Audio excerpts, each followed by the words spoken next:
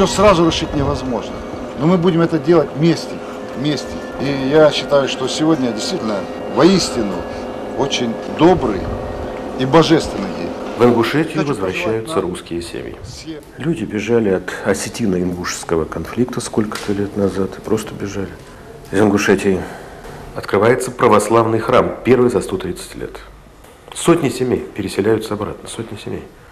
Почему мы об этом ничего не знаем? Но как-то сейчас, недавно я слышал очень такой скверный, но, к сожалению, не бессмысленный анекдот, пародирующий известную фразу актера Филиппова: «Есть ли жизнь на Марсе, наука не установлена». Теперь говорится: есть ли жизнь за МКАДом, нет ли жизни за МКАДом, наука не установлена. Шутки шутками, но 2 миллиона с лишним квадратных метров жилья в Ингушетии. В маленькой Ингушетии, одна из самых маленьких республик в России.